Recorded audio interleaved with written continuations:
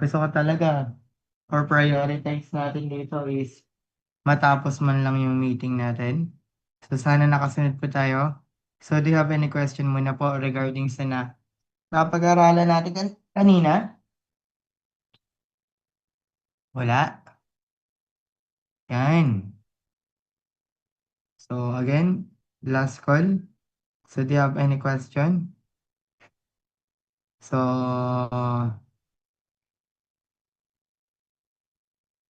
okay, ganito na lang gawin natin. Mag-thumbs up po kayo kapag pwede na po tayo mag-start na. Recording in progress. Progress. You know, Carl Jason ako lang yung galing. Okay. Thank you. So, abutin ka natin. So, sana nakasunod po tayo sa nangyayari mula kanina. Okay na po tayo dyan. Okay na po ito. Okay na po yan. So, muna po tayo dito sa pinaka-main topic natin, ano? Ano main topic, sir? Sa main topic po kasi natin,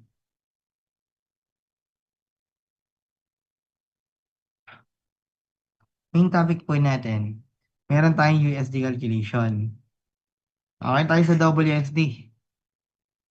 Meron tayong USD calculation. Ano yung USD calculation? Ito po USD calculation. Sa USD calculation, ay alam niyo naman siguro, gagamit tayo dito ng 1.2, 1 plus 1.6, tapos ito yung pinagkaiba nila, no? Ito kay USD, kay WSD, 0.40, yung kanina to, 0.45, tsaka 0.5 FY. Alala yan? Kay USD calculation po natin,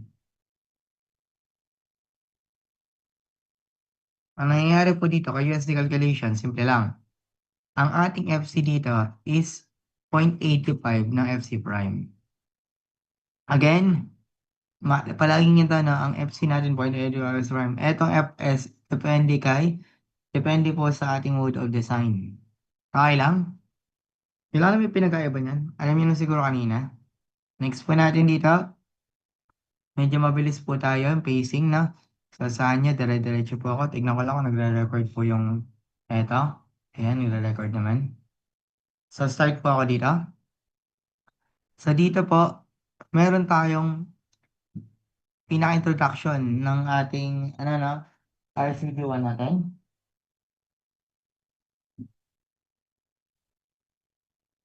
Sa ating RCD1, so meron tayong two-way and one-way bending. Ano yun?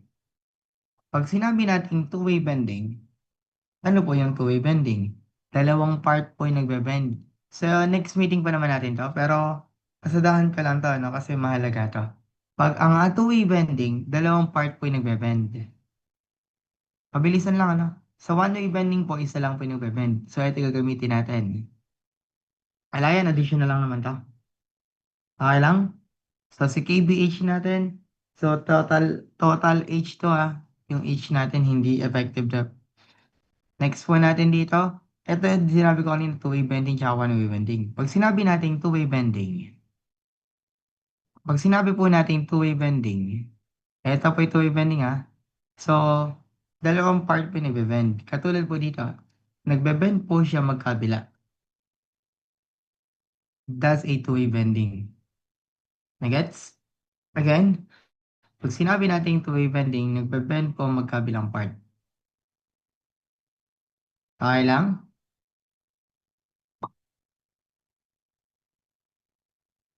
Ay, sabi ni sir, lunch break daw, 30 minutes.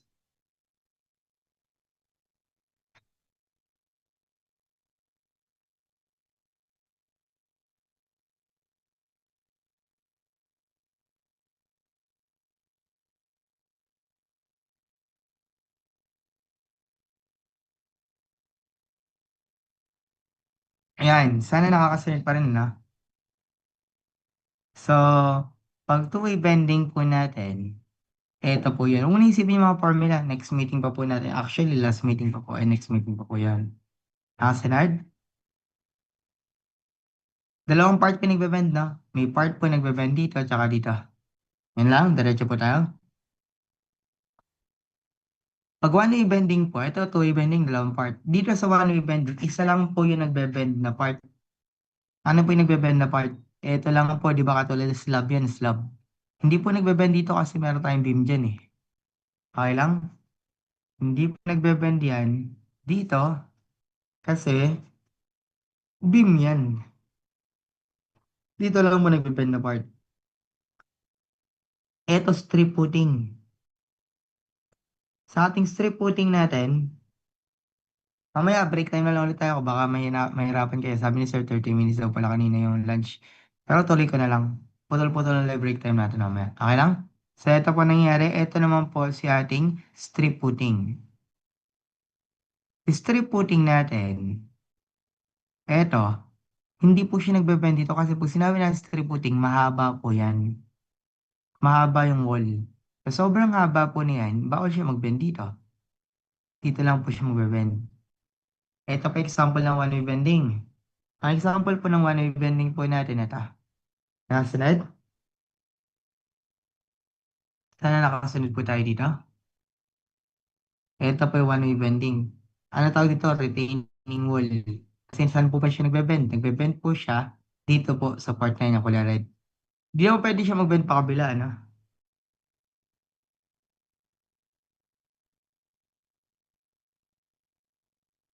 Sabi ni Sir, break time daw ulit kayo, 12 to 12:30. Okay lang ba yun? Ano ba yun? Dami niyong break time. Sabi ni Sir, mag-break time ka 12 to 12:30, baka magreklamo baka hindi na ma-absorb ng mga bata. Ah, sige. Masusunod. Hindi, konti lang mamaya. Wait lang ako, nagkakausap si Sir. Pero feel ko kaya naman ano, dire-diretso, kasi naka 15 minutes break tayo. Kaya pa rin ba ba? Lalo pag Recording in progress. isang ano nga po, thumbs up. So, kaya pa naman, di ba, diretso tayo? Sabi ni Sir kasi mag-break time daw ulit ako, 12 to 12:30. Pero, mag-break time tayo konti ah. Okay na yan. Diretso po ako, ano? Kaya naman po natin yan, ano? So, tas may replay naman po tayo, kaya hindi naman po ganun kahirap. Pwede nga po i-stop-stop nyo to eh. Okay lang? So, yun, sabi ni Sir kasi, ni-chat lang kasi. Ako kaya, kailangan natin matapos to. Promise! Helpful. Okay? So, yun lang, diretso po ako dito. So, eto po, meron daw po tayo rito, um, one-way bending. So, eto sa one-way bending natin. Tapos, sa ating beta 1, o diretso tayo, ito yung isa sa pinakamahalaga, yung beta 1 calculation. O sige nga, kung nare-recall nyo, start ko po dito ah. Ito. Alam niyo yung mga steps natin. So, bago tayo lumipat sa steps, eto muna yung ituro ko na. Hindi po ba, ang alam po natin, talaga, ganito. Explain ko lang mabuti, no? So, dito na lang po sa ating,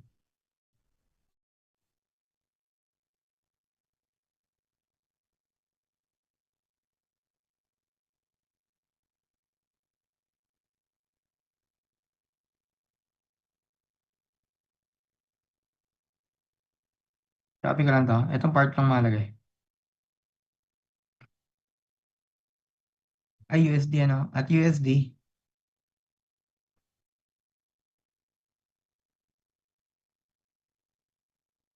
sa USD calculation po natin, ito po nangyayari, no? Tingin kayo dito. Ang galing kayo nasa baba, additional lang naman yan. Sa USD calculation po natin, kung mapapansin nyo po dito, iba po ang nagaganap compare po sa ating WSD.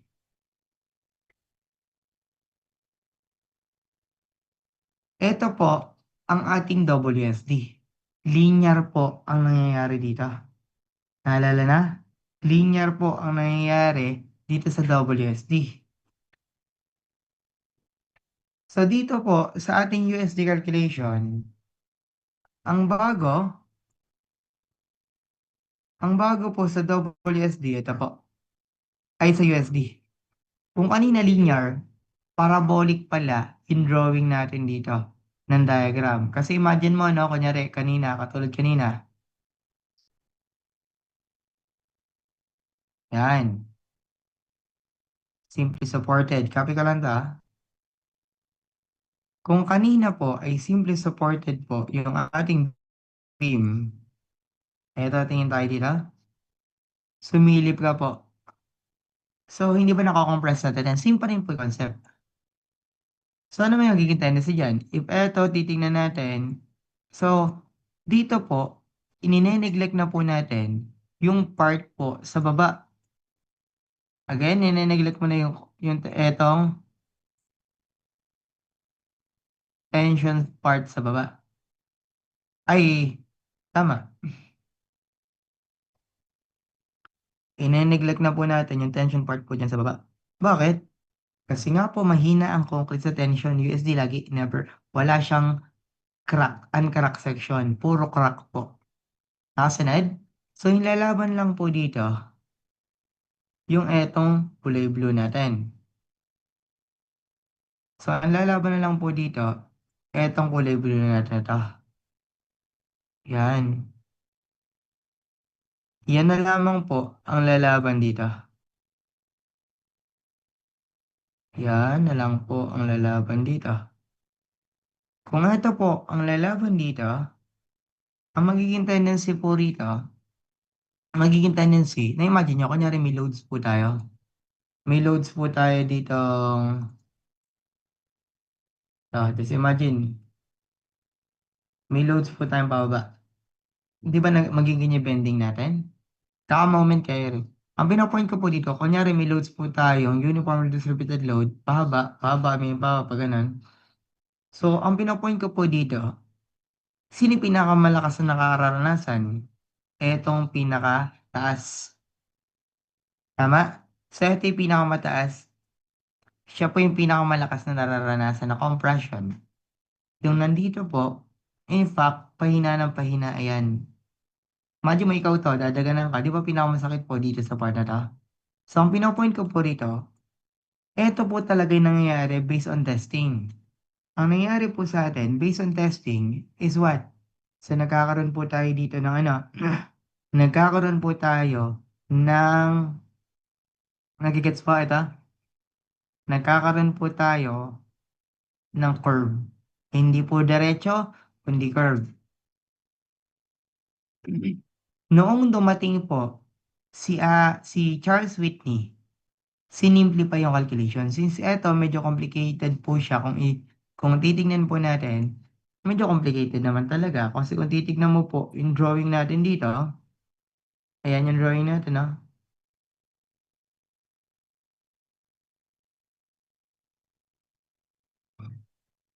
Kung titignan po natin yung drawing po natin dito, oh, yan. Ano po yung meron? Ang makikita mo po dito sa ating drawing,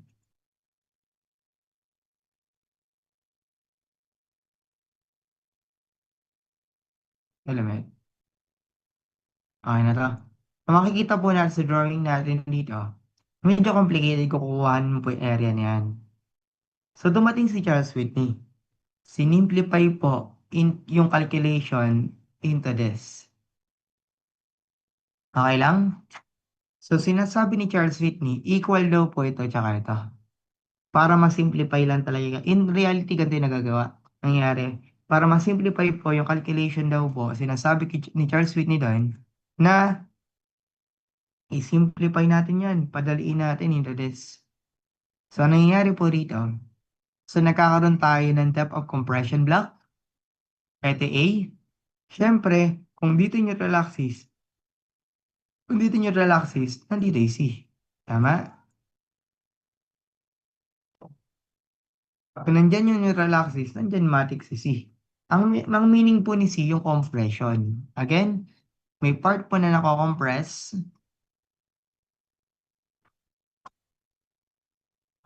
at may part po na nadatense. Okay lang? So, yung part po na nako-compress, ito yung C na yan. C distance. Ang part po na nadatense is yung A distance. Ang tawag sa A is the depth of compression block.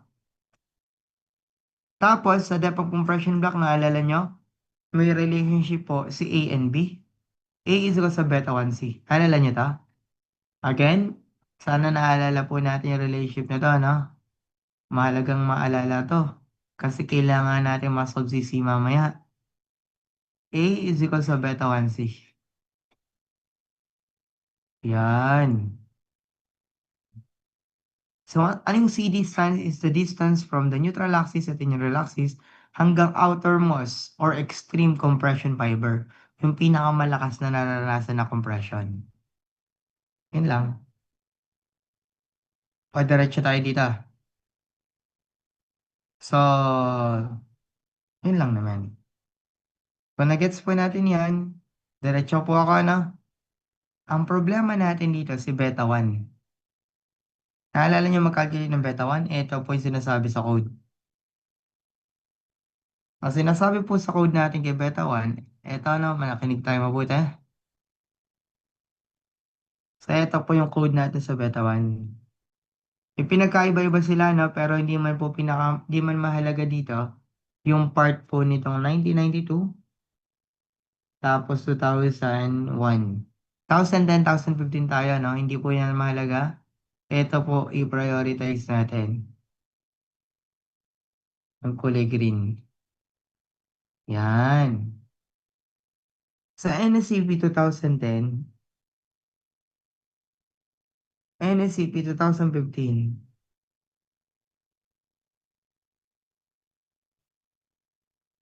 yan, NSCP 2010, NSCP 2015. Iba po. Alam natin kasi, ito tinuturo sa college eh.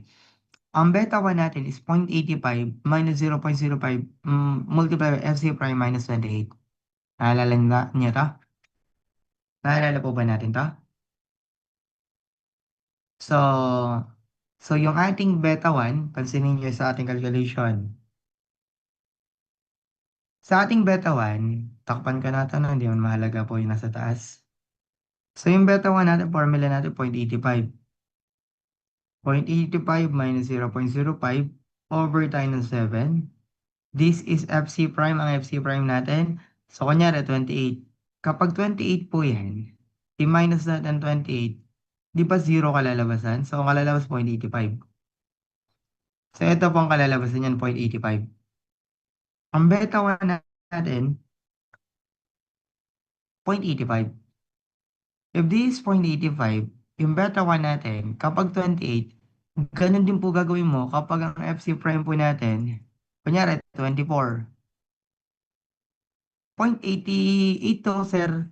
Dapat ang range natin, tandaan mo, ang range natin ay from 0.65 to 0.85 lang.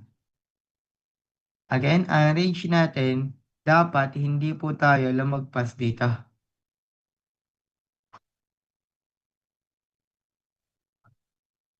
Kung hindi pwedeng lumagpas dyan, kaya nga dito, yung limit natin hanggang 28 na to.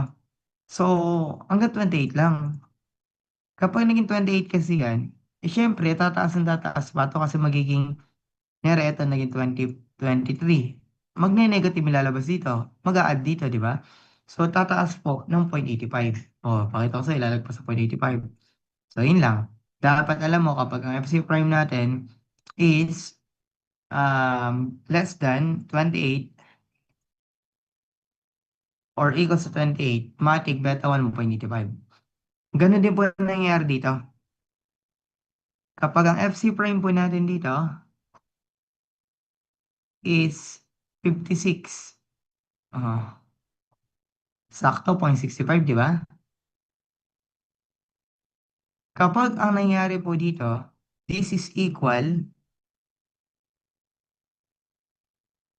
or greater than 56, 0.65 na. Bakit, sir? Kasi tinan mo, kapag ang nangyari dito, sumobra ka na sa 56, like 57, gawin ko na 60. Masyado nang mababa sa 0.65. So, yun po kailangan natandaan. Kahit ito lang pong mga to. Okay, beta 1. Alam na po natin calculation ng beta 1, di ba? Copy paste ko na lang dito.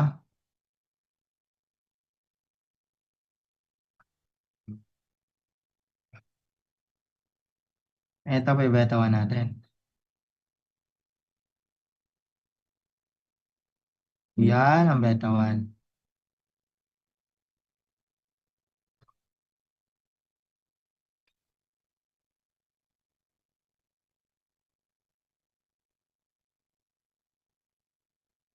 Nakasunod. 2015 code yung prioritize kasi sa board exam 2015 yung default natin. Next natin. So, tackle muna natin mga steps. Pero bago tayo mag-tackle ng steps, ito muna, lipat ko muna dito sa diagram. Yan ang mahalaga. Eto, tackle ko po ito ng mahalaga to. So, dito po manggagaling yung steps natin. Hindi, huwag na ngayon yung face ko.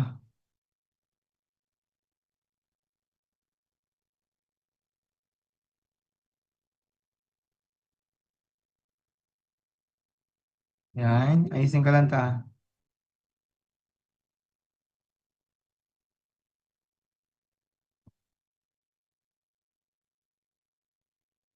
Ito pala nakaprepare.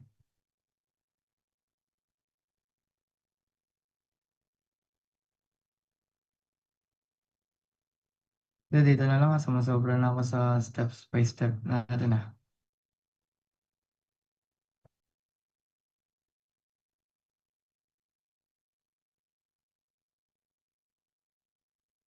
Pamalaga, no? Tingin tayo dito. Kapit na yung naputol. Wala. So, sa ating diagram natin, ito po nangyari sa USD calculation. Tingin tayo dito. Sa USD calculation po natin, meron tayong stress, strain, and force diagram. Sir, ano yan, sir? Di ba sinabi ko po kanina, nung dumating si ating Charles Whitney, so kung kanina nakaganto po yung 0.85 C prime, naka, naka-curve tayo, pinasimplify niya. Nung sinimplify po ni Charles Whitney, naging equivalent rectangular block tayo.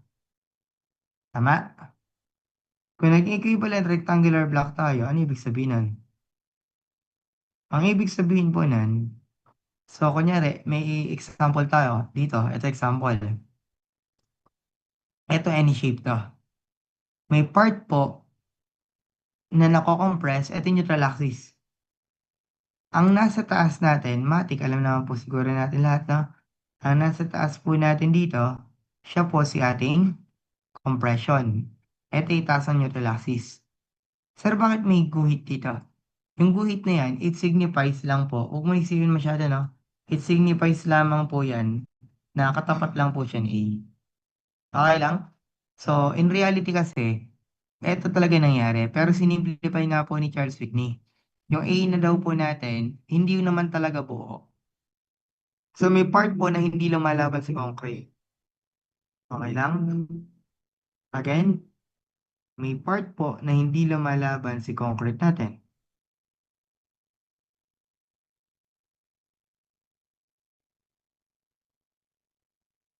Yun lang naman.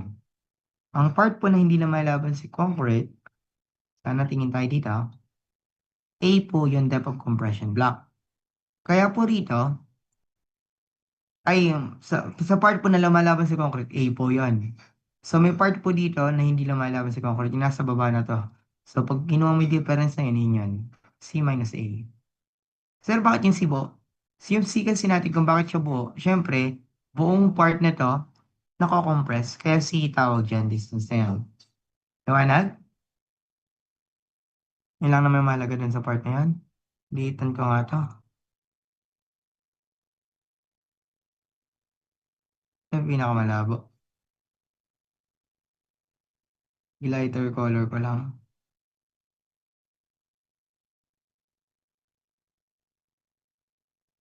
Ayun lang naman, tinapat ko lang naman.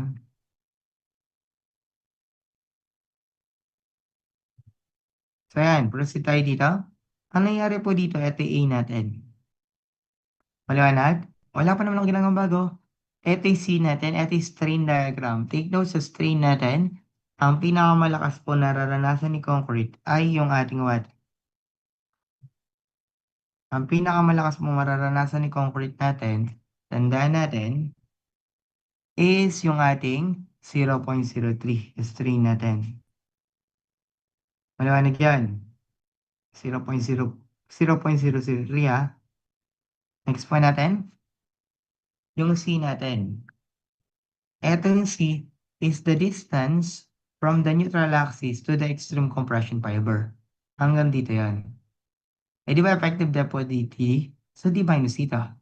Ito yung elasticity po or elasticity strain naman po ng ating steel.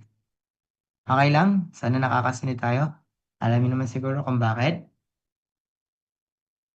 Next po natin dito, kung meron tayong strain natin dyan, ano po yung magiging tendency? Ito strain. Stress diagram naman po tayo. Pag sinabi nating stress diagram, ito yung stress diagram natin. Ano po yung nakikita niyo sa stress diagram? Sa stress diagram, ito na po yung equivalent. Point, yung FC natin, FC ito ah. Ito po yung FC natin dyan, in fact. This is 0.85 FC prime. Naalala nyo? Na stress diagram. So, FC yun. Okay lang? Next po natin, if this FC, 0.85 FC prime, stress diagram, so ito naman po si FS yung bakal natin. Stress naman po ni bakal. Tama? Si force diagram, kuhanin mo lang po yung resultant sa nag-o-occur yung resultant. Kung kanina, triangular nasa centroid, ngayon ganun din. Rectangular nasa centroid. So, tinatawag nating Y-bar yan kasi hindi ko sinasabi na lagi pong rectangular section. Yun nga po iniiwasan natin eh. Kakatawa nga ang ibang RC eh. May mga method pa silang tinatawag. Eh, traditional way lang din yun. So, ala lang, pinapangalanan pa kasi nila. So, ala lang, hindi maganda yun. So, ito Y-bar. And take note, sa ibang RC po kasi dyan, ano po, rectangular section like kaya nila. So, tayo kahit ano po itanong sa atin, kaya-kaya po natin, ano? So, makinig po tayo mamaya, ano? Okay, diretso tayo. If D is Y bar, di ba D yung buo nito? D minus Y bar po to. Okay lang? Again, D minus Y bar tayo dyan. Yun lang naman. So, eto yung A, eto yung C. Okay na? So, naalala niyo po ba yung ating? Punta ka dito kay Hooks Law. Kung naalala niyo yung checking, Fs. Ano yung Fs? 600 D minus C over tayo ng C. Okay lang? Ang problema ng iba, hindi nila alam saan nanggaling yon. Simple lang yun, ano? Tingin tayo dito. Again, yung iba nahihirapan dito, paano nakuha po yung stress, yung ating calculation Fs na yon. Punta ka po kay strain diagram. Ito po no, ratio and proportion ka po dito kay strain diagram. Ratio and proportion po tayo dito kay strain diagram. Eto, so we have, tingin kayo dito sa taas, ayan o. So we have ES, eto ES natin, D minus C. Eto naman po 0.03, EC natin. Again, eto ES, eto EC natin. Maliwanag po ba? 0.03. Maliwanag yun, ano? Sana nakakasunod tayo dyan. Kung EC po natin 0.03, so cross multiply, ano kalalabasan? Di ba ang ES po natin ay 0.03 multiply D minus C over C. Doon po nanggaling yung ES natin. Okay lang? And next po natin dito, sinasabi sa Hooke's Law. So,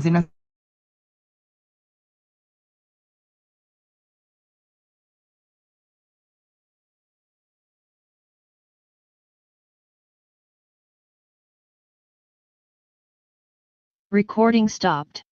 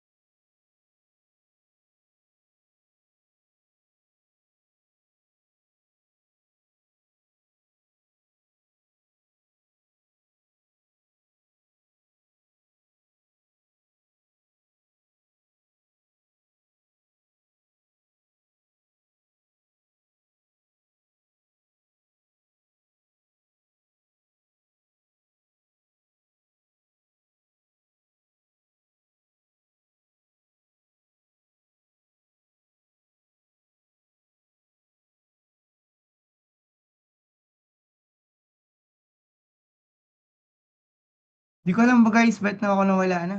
So, nagulat ako, bigla ako nawala. Buti na lang yung cellphone ko nakasama kaya hindi namatay yung video. Okay, so start po tayo dito ulit. Nawala ako sa recording. Tuloy-tuloy na makikita niyo sa recording.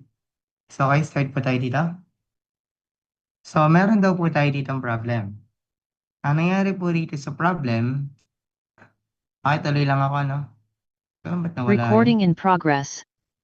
So, ang nangyari po rito, sa ating problem, saan na ba ako? Nawala tuloy, sorry.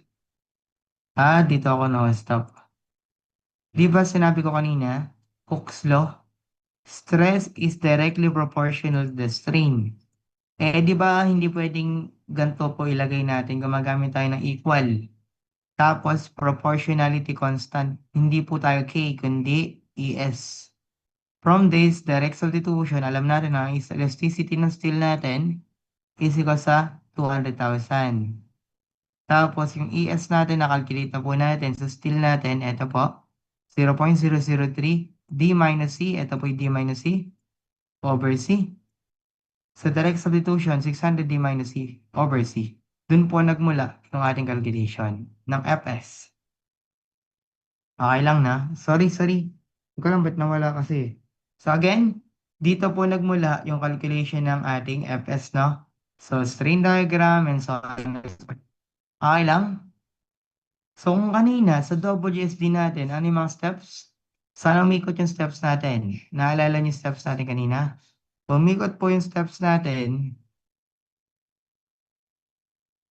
dito. Babalik ko lang.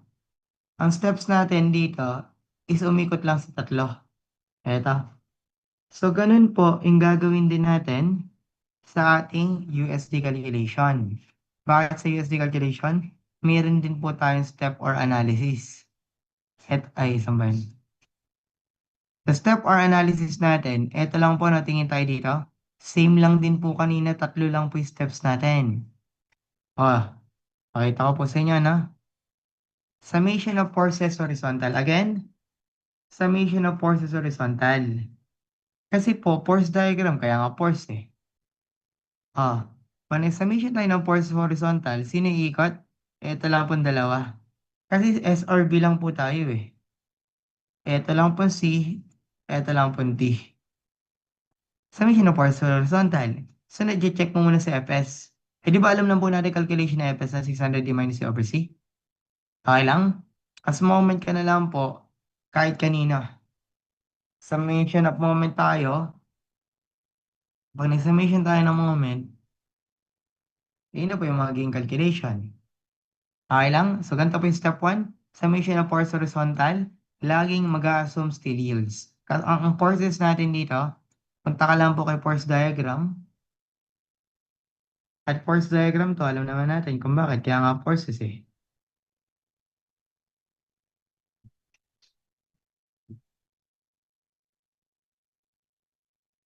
Force diagram natin, gets na po natin kung bakit ganito, ano? So, kung bakit yung C natin nasa gitna, kasi nga po, this is just simply what? This is just simply the resultant of this force ng ating concrete. Okay? So, sinabi ni Charles Whitney, rectangular block. So, ito po magiging itsura. So, ito po yung C natin. Yung T natin, baka lang po yan, kaya diretso lang po yan. Hindi po tayo magko-convert ng NAS ha. Iba po yon sa ating ano yon. Sa ating calculation po sa subject yun. Calculation po yun sa WSD. Ito USD calculation na. So, yung T natin, ito po yun. Hindi mo na convert ha. Meaning to, force ng ating bakal. Force ng ating concrete. Maliwanag? Summation of force horizontal C is equal to T. Assume still yields ka lang. So, pag nag-assume still yields tayo, matik, pagbalik rin ko lang na. So, ASFY lang to. 0.85 FC prime. Area ng concrete to ha. Hindi ko ginagawang AB. Bakit hindi AB to? Not AB ha. Bakit? Kasi si AB po, pang ano lang rectangular section. Gusto nga po natin kahit anong section. Area ng concrete yan. Kung ganito, rectangular, A times mo lang sa B.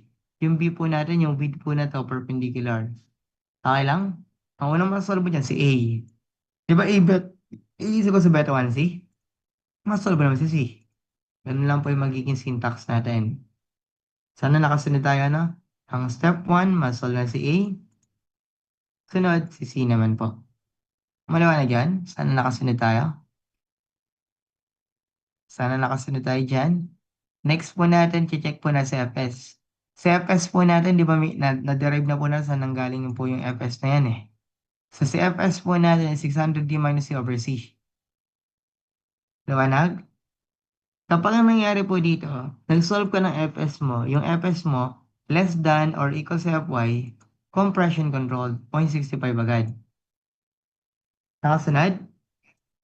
Kapag ang nangyari naman po, si Fs is more than or equal sa 1,000, matic po, tension controlled. Ang phi natin is 0.9. And last, kapag ang Fs po natin, hindi po siya umabot saan? Hindi siya umabot ng 1,000, pero greater than siya ng Fy, ang tawag doon transition zone. So yung range natin ng phi, greater than 0.65 but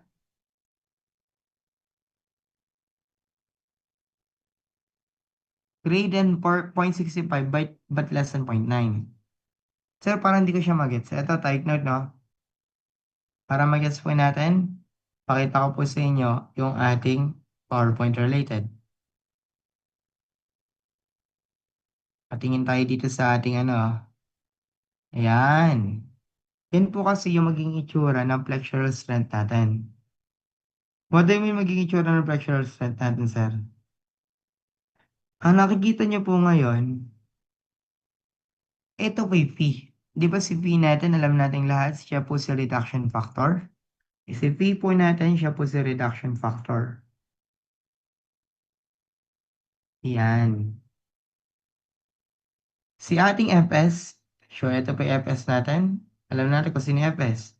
So, lakas po ni Bakal yung ina-assume natin. Okay lang? So, ito yung sinasabi ko kanina. Since hindi naman po tayo spiral, ang gagamitin po natin yung others. Ito yung others, oh. Kapag ang nangyari po rito, di ba magche-check po tayo ng Fs? Ito, radical ko. Magche-check ka ng Fs. Kunyari, na-solve mong Fs po dito, nakapag-solve ka ng Fs, mababa sa Fy. Ito yung Fy natin, ah. Pag mababa sa Fy, compression control. Sige na nga, dito na nilagay kasi alam ko baka malito po kayo dito eh. So, ilagay ko na po dito. Ito po ano, sa magtatanong, saan po nanggaling yan? Dito po nanggaling yan.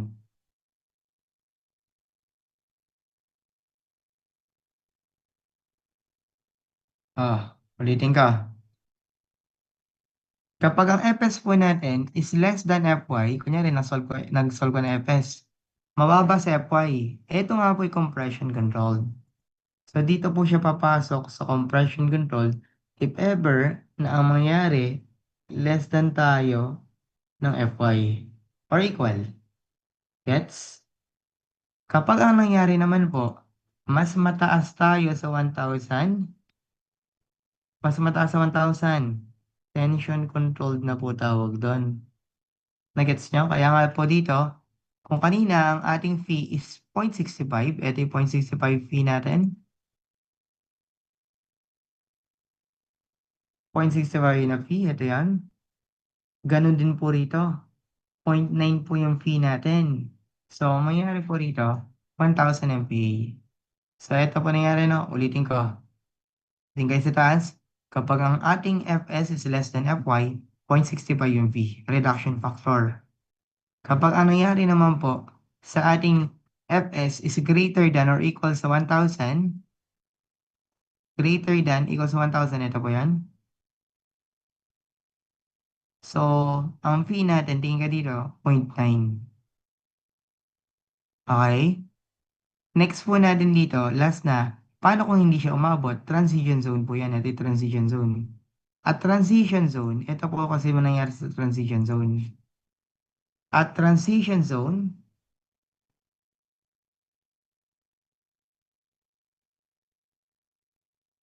ito po yan. So, may dalawang point. Ito yung point na dalawa. Isa dito, isa dito. Ito yon Fy, Di ba vertical horizontal? Ito yung sabihin natin x. Ito yung sabihin natin y. Tama? So, x natin dito, fy, 0.65. Diba x, fy, 0.65. Sunod, 1,000, kasi x nga po, 1,000, y natin 0.9, vertical. Sunod, at transition zone natin, di ba nagpo-formula base nga po kayo dyan? Kailangan may phi. Ayoko po ituro yun. Ang haba nun, pangit yun. Pero mamaya mo na yan. Nagets po natin yung calculation nitong fs. So, dito lang po iikot yung mga solution natin. Ano? Tapos, sunod, moment po. Summation of moment tayo. Summation of moment tayo is equal to 0. Is equal to 0. So, ano pinagiging tendency dyan? So, di ba couple po to? Yung force natin. So, pwede ka mamili kay C or T. Ito guys, tingin tayo dito sa C or T natin. Eh, di ba couple yan? Kahit kanino ka pa mag-moment, okay lang. Ang lever arm lang po nila is D minus Y prime. Ito yung guys, C or T, D minus Y prime. Pero kapag ultimate po, ang other term ng ultimate or design or, ano ba magandang term? Ultimate design factored. Or, iba pang term yan, or moment capacity.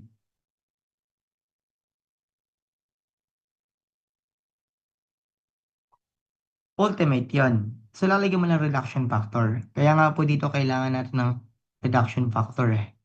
Diba alam niyo po yan? Lalagyan mo lang ng reduction factor, magiging ultimate na. Lagyan mo lang ng reduction factor itong mn natin. So, parang nangyari po kasi dito, yung ating reduction factor, minultiply mo lang kay mn. Yun na po yun. Gets? Sana nakasunod tayo dyan. Okay, diretso po ako dito.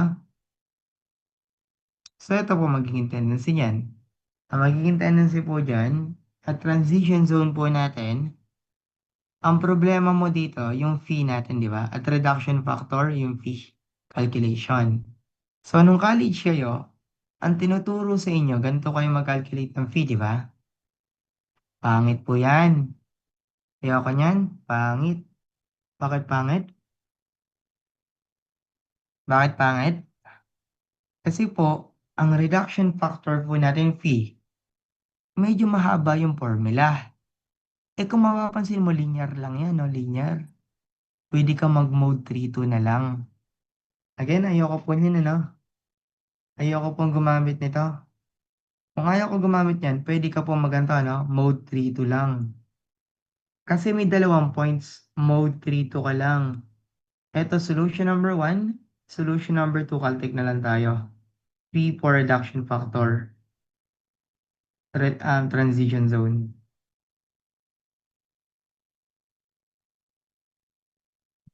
Kasi po, mas madali. Sa mode 3-2 po natin, ito ginagawa mo lang dyan, no? Punta ka kay mode 3-2. Kasi kailangan nga po sa mode 3-2, di ba, y is equal to a plus bx. So, ibig sabihin, kailangan lang po natin ng dalawang puntos. Naturo ko na ata sa inyo yun kung bakit ganyan nangyari. 2 points po yan. We need 2 points. Kung we need 2 points po dyan, ano ibig sabihin? So, ang gagawin natin dito sa x, dito si y. So, ito si x and si y natin.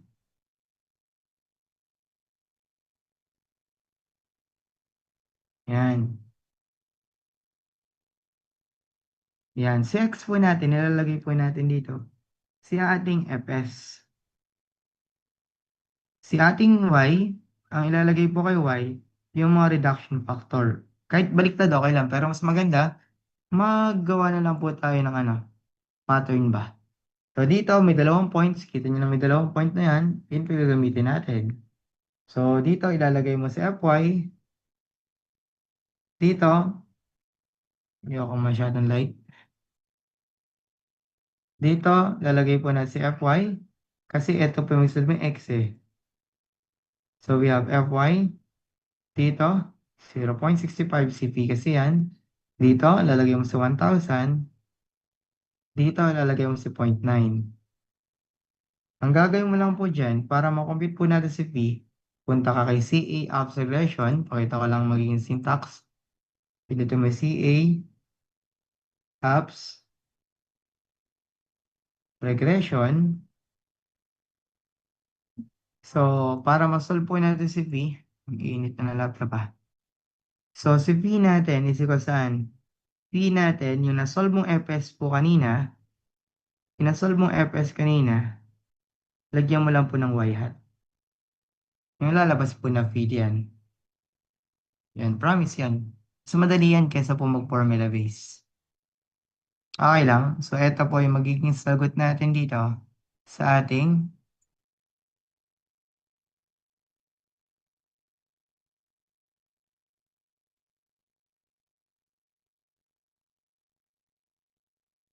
paano ba ito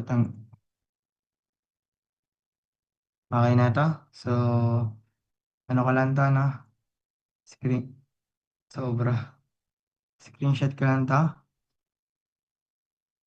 So, eto na po yung gawin natin. Solution number 2. Caltech na lang tayo. Tama, mas madali yun. At transition zone, mag-Caltech ka na lang. Kesa po yung tinuturo sa atin na magpo-formula ako para ng ganito. Ayoko niyan guys, mahaba po yun. So, eto po ano, diretso pa po ako. Ang mga sinasabi ko nasa code po yan. Ayun na, nasa code. Ayoko maganto kaya solution number 2 Caltech. Gets? So, ito po mangyayari dyan. Ito po yung hindi po ako nag-invento kasi po yung mga sinasabi ko po sa inyo, nasa code lang po yan. Maliwanag? Ilang situation pa ba? Buti si SRB lang nilagay ko, ano? One, dalawang situation lang naman pala. Okay lang. Nakakasunod? Ayoko na mag-formula base tayo, no? So, iwasan na po natin yan. So, ito yung tinatakal ko po sa inyong, tinatakal ko po, ano?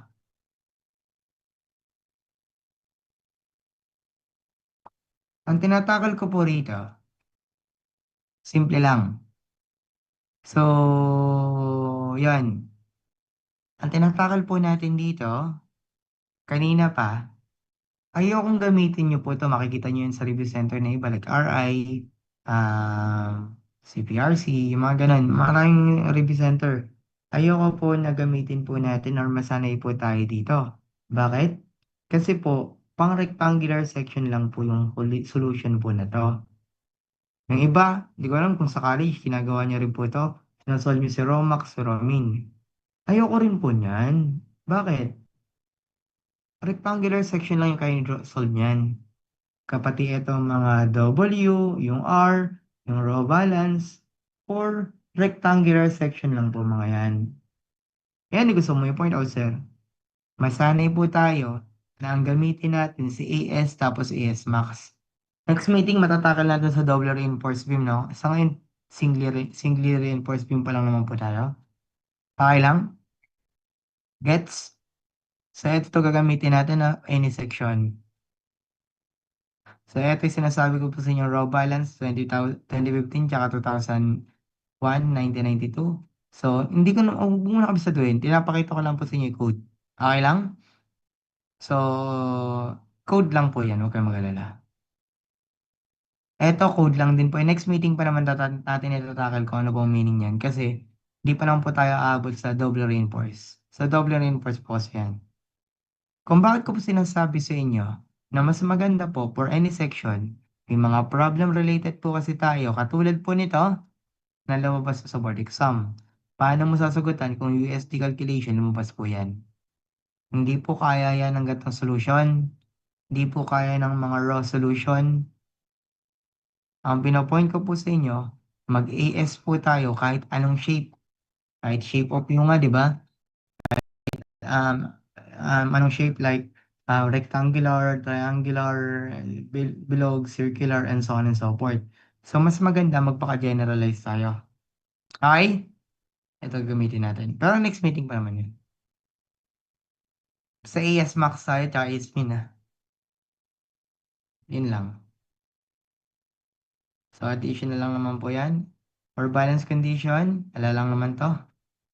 So, siguro mag-start na po tayo ng calculation natin. Keep. Start na po tayo ng calculation. So, i-recall ko lang po ito, no, kasi gusto ko po mangyari, makabis natin yung mga steps. Ano yung unang step natin? Step 1, mag-summation po tayo ng forces horizontal. Eto yun, ano? Summation tayo ng forces horizontal equal po si CNT natin. Kasi baliktaran po sila. Sir, bakit po ulit baliktaran po yung direction nila?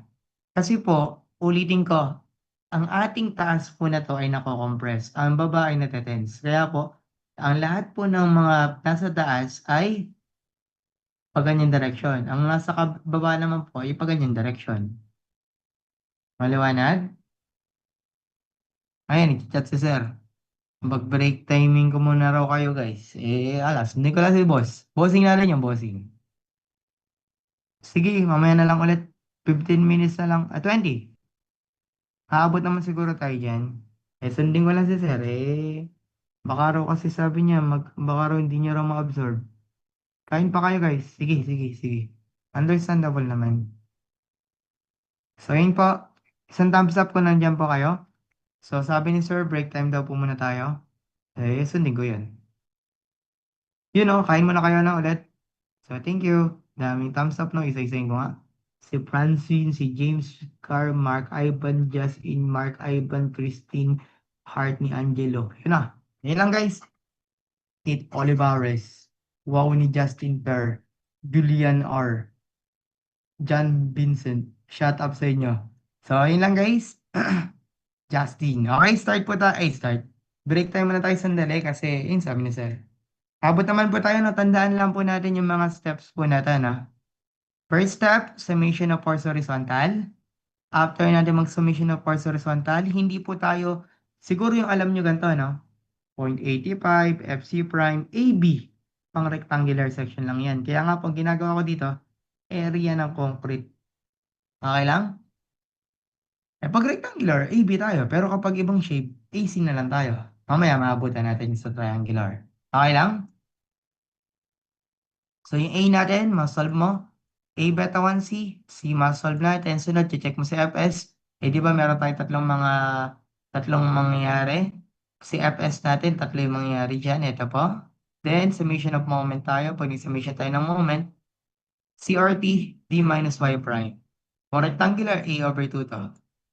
Yan lang na may bago. Wala nang bago dyan. Tandaan nyo na po ito habang nagbe-break time tayo. Yan lang guys, break time muna ulit. Sabi ni Sir.